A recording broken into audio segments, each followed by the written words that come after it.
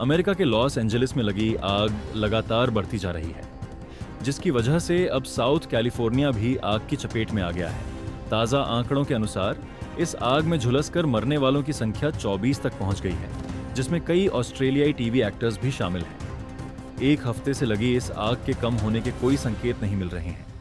यह आग अलग अलग इलाकों को अपने आगोश में लेती जा रही है। मीलों दूर से भी आग के कारण उठता हुआ धुआं देखा जा सकता है। लॉस एंजलिस में इस आग को बुझाने के लिए अमेरिका समुद्र से पानी भर रहा है और उसी पानी का इस्तेमाल आग पर काबू पाने के लिए किया जा रहा है। सैकड़ों गैलन पानी हेलीकॉप्टर्स में स्टोर किया जा रहा है और फिर उसे आग पर डाला जा रहा है। हालांकि इन सभी प्रयासों के बावजूद आग पर निर्णायक रूप से काबू नहीं पाया जा सका है। अमेरिका की इस स्थिति पर अब कई सवाल खड़े हो रहे हैं। सवाल यह है कि दुनिया की सबसे बड़ी महाशक्ति इस आग को अब तक क्यों नहीं बुझा पाई है। दुनिया का सबसे ताकतवर देश कहे जाने वाले अमेरिका को आखिर ऐसी क्या चीज रोक रही है जो यह आग पर काबू नहीं पा रहा है। सवाल यह भी उठता है कि इस आग को बुझाने के लिए कृत्रिम बारिश यानी आर्टिफिशियल रेन का इस्तेमाल क्यों नहीं किया जा रहा है।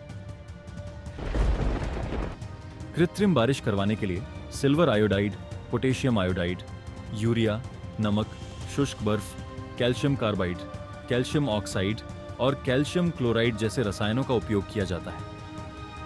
इन रसायनों को बादलों में छिड़का जाता है, जिसे रॉकेट, ड्रोन या हेलीकॉप्टर के माध्यम से किया जा सकता है।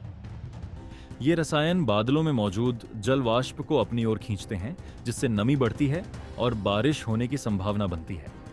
हालांकि इस प्रक्रिया में बादलों की उपस्थिति बहुत महत्वपूर्ण होती है।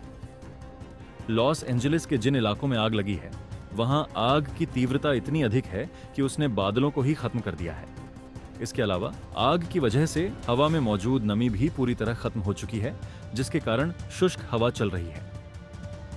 विशेषज्ञों का मानना है कि इस भयंकर आग के चलते जमीन और हवा दोनों ही शुष्क हो गए हैं।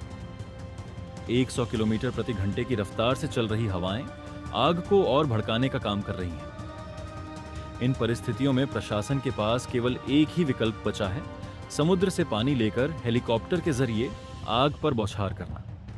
हालांकि यह तरीका भी आग को पूरी तरह नियंत्रित करने में नाकाफी साबित हो रहा है। अगर आर्टिफिशियल रेन की संभावना होती तो आग को काफी हद तक नियंत्रित किया जा सकता था। रिहायशी इलाकों में फायर ब्रिगेड कर्मी अपनी पूरी कोशिश कर रहे हैं, लेकिन परिस्थिति लगातार अमेरिकी सरकार के लिए चुनौती बनती जा रही है। विशेषज्ञों का अनुमान है कि यदि स्थिति ऐसी ही रही तो आने वाले दिनों में यह समस्या और गंभीर हो सकती है।